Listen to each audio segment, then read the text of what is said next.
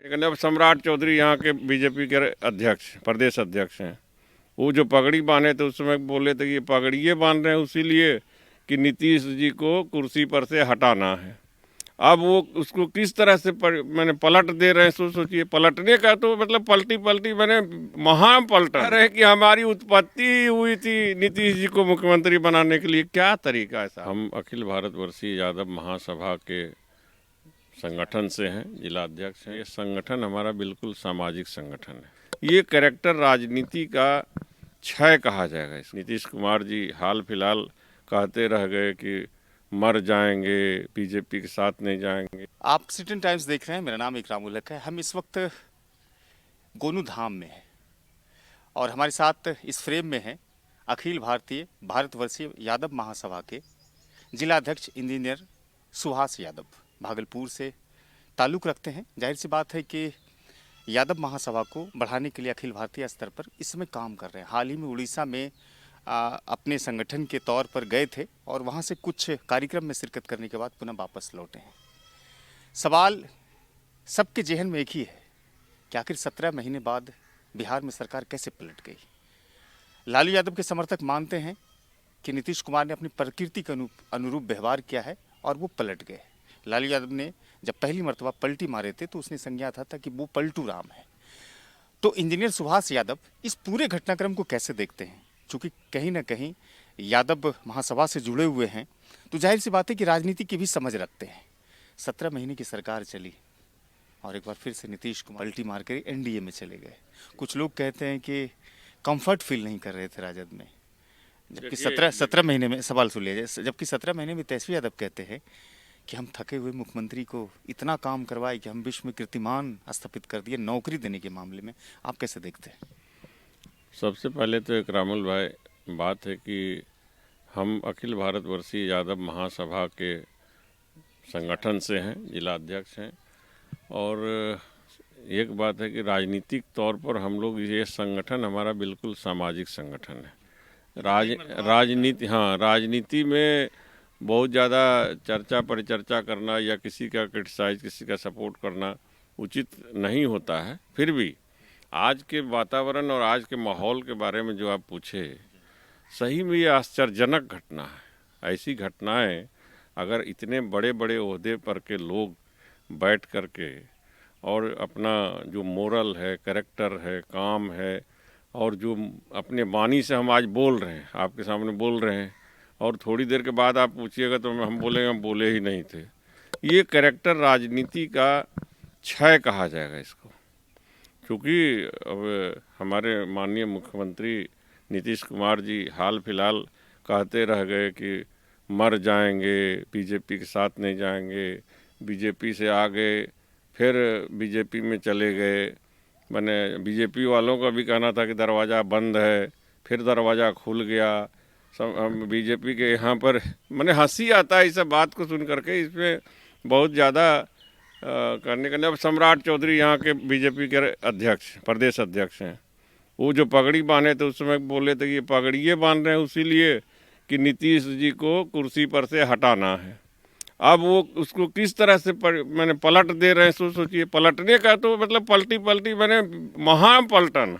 सम्राट चौधरी भी अपने बयान से अब वो कह रहे हैं कि हमारी उत्पत्ति हुई थी नीतीश जी को मुख्यमंत्री बनाने के लिए। क्या तरीका है साहब।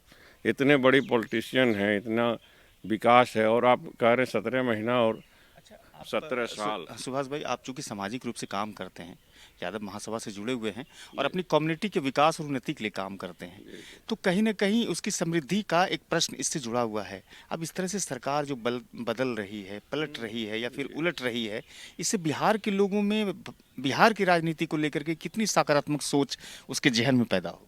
नहीं, ये तो बहुत ही मतलब दुखदाई है। आप समझिए, हम ठीक है सोशल अपना काम कर रहे हैं, जाति उत्थान के लिए भी कर रहे हैं, तो इसी के लिए तो हम लोग गए थे। अभी उड़ीसा के भुवनेश्वर में हम लोग का संगठनात्मक बैठक था, उसमें शिक्षा प्रशिक्षण था, सभा था, और लोगों को अपने जाति संगठन को, अपने जाति को कैसे हम बढ़ाएंगे आगे, शिक्षा को कैसे हम लोग क्या करना चाहिए, संगठन को कैसे बढ़ाना चाहिए, आर्थिक रूप से समृद्ध हो इसके लिए क्या करना, इस पर ट्रेनिंग था। लेकिन अब ये जो आप क्वेश्चन पूछें, बताइए ना कि 17 साल और 17 महीना, आप ठीक है, तेजस्वी जी अभी एकदम यंग चैप हैं, लोग के अपेक्षा से अधिक इनको मैंने गॉड गिफ्टेड एक तरह से कहिए।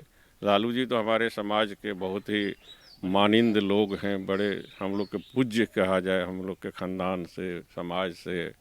तो उनका मान लीजिए कि उम्र बहुत ज़्यादा हो गया, लेकिन उसके पदभार को जैसे ग्रहण करते हैं ना, जो संस्कार जो परिवार से मिलता है, आज तेजस्वी जी को देख करके कोई ये अनुमान नहीं लगा सकता है कि इतने कम उम्र में इतनी एक्सपीरियंस और इतने जनता के बीच में अपना एक इमेज बना लेना। आपको सुभाष भाई ये नहीं लगता है कि 2005 का नीतीश कुमार जब सत्ता में लौटा था और लालू यादव को शिकस्त देकर के लौटा था, तो बिहार के करोड़ों लोगों की उम्मीद थी, और नीतीश कुमार हाल में जिस तरह से छवि तैयार की तो वो गंभीर नेता की छवि थी, कहते हैं समाजवादी विचारधारा के नेता हैं वो अंतिम वक्त के।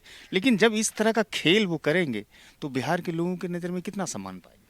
नहीं, इसको हम ऐसे कहेंगे, छोटे बात में अगर समझिए तो सब गुड़ को गोबर कर देना। हाँ, हम लोग अंगिका में अंगिका में बोलते गुड़ गोबर हो गया। अब इसका कोई मायने ही नहीं है। हम लोग सब लोग के निगाह में था कि 2005 के बाद के नीतीश कुमार ने जो डेवलपमेंट किया, रोड हो, सड़क हो, बिजली हो, पानी हो, कानून व्यवस्था हो, आमूल चूल परिवर्तन हुआ, सही बात है। लेकिन अब इनकी छवि जो हो रही थी धीरे धीरे, उसी में कुछ पलटी तो मारे इधर उधर, इसके बावजूद अब आप आकर स्थिर हो गए। और जब ये इंडी गठबंधन बनाने लगे तो ये था कि इनका छवि एक प्रधानमंत्री के लायक निश्चित रूप से बनता था, जो कार्यकर्ता कहते सब लोग कहते थे, अपेक्षा भी करते थे। लेकिन इनको ये अचानक से क्या हो गया, बहुत लोग तो कहते हैं कि कुछ स्वीट पॉइजन दिया जा रहा है, कोई कह रहा है कि अब इनको बातें भी चर्चा में आती चर्चा में है ना, है, निर्णय नहीं लेते हैं खुद। निर्णय नहीं लेते हैं। अब ये कोई तरीके नहीं हुआ कि आप 17 महीना के अंदर तेजस्वी जी के साथ जब आए तो लाखों, 4 लाख से ऊपर बोल रहा है कि रोजगार दे दिया। आज अभी तक सरकार जो चल रही थी वो सारा चल रहा था कॉन्ट्रैक्ट पर। कॉन्ट्रैक्ट क्या होता है भाई, आज हम आपको रखे हैं कॉन्ट्रैक्ट पर, कल आपका कॉन्ट्रैक्ट खत्म हो गया, आपकी सेवा खत्म हो गई। तो अब इसको परिवर्तित करके कैसे ये जनरेट किया, जिस नीतीश कुमार ने अभी कहा कि आखिर हम नौकरी देंगे तो पैसा कहाँ से देंगे, और तेजस्वी इसको भरोसा दिला करके करा दिया और दिखा दिया, तो इसको आप क्या कहेंगे। आखिर तो कोई ना कोई ओजस्विता है उसमें। अच्छा, सरकार तो बिल्कुल अच्छा काम ही कर रही थी, अब तो नीतीश कुमार के पास कहने के लिए कोई बहाना भी नहीं है, जबकि उसका बयान कभी कभी आता है कि हम सहज नहीं तो कुछ और नहीं, ये तरह तरह की बातें, तो कितनी वो तथ्यात्मक है, कितना लॉजिकल बात नीतीश कुमार जी बोल रहे हैं। यही तो समझ में नहीं आता है, इतनी अच्छी सरकार अभी चल रही थी। अच्छा, और प्रश्न का जवाब दीजिए, अब नीतीश कुमार जी तो निकल गए, इंडिया गठबंधन का क्या होगा, आपको क्या लगता है, चूंकि आप अनुभवी व्यक्ति हैं? ये बड़े लोगों की बड़ी सोच है, और ऐसा तो जरूर है कि आप जिस तरह का कर्म कीजिएगा, चाहे वो आप इंडिया गठबंधन हो, चाहे देश के सबसे बड़े शुभचिंतक राष्ट्रीय हों, माने राष्ट्रीय स्तर के सब चीज़ हिंदूवादी और फलनावादी जो कुछ भी हो, ये तो बहुत बड़े बड़े लोगों की सोच है। लेकिन निश्चित है कि इस तरह के कर्म से, इस तरह का जो क्रियान्वयन हो रहा है या इस तरह का जो डिसीजन है, जो भविष्य में चल के पूरे देश के लिए बहुत अहितकर होगा, बहुत हानिकर, खतरनाक होगा। और अब हम लोग क्या बोले, हम लोग तो एक सामाजिक संगठन से जुड़े हुए हैं, तो बहुत ज़्यादा इस बात को बल दे करके या यही होगा ऐसा नहीं कह सकते। हाल में जो उड़ीसा से आप वापस लौटे हैं, कई दिनों का प्रवास आपका उड़ीसा में रहा है, तो वहाँ पर यादव महासभा के किस एक्टिविटी के तहत वहाँ पर गए थे, कौन सा कार्य वहाँ पर हो रहा था? वहाँ पर हम लोग के जो संगठन है ना यादव महासभा का, उसमें प्रशिक्षण था, मेनली प्रशिक्षण था, जिसमें हमारे राष्ट्रीय कार्यकारी अध्यक्ष ओबीसी के चेयरमैन हैं दिल्ली के जगदीश यादव जी, वो आए हुए थे, और भी कई प्रदेश से बड़े बड़े लोग आए हुए थे।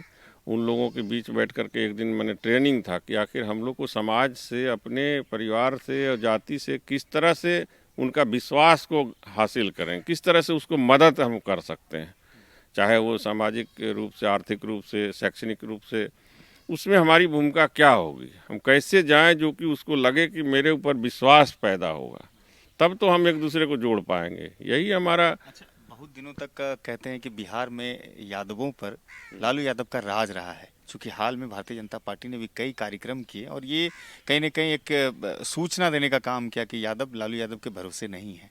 आप चूंकि यादव महासभा चलाते हैं, उसके साथ जुड़े हुए हैं, क्या लगता है कि जो आधिपत्य था लालू प्रसाद यादव का वो घट रहा है, यादवों का झुकाव भारतीय जनता पार्टी की तरफ जा रहा है?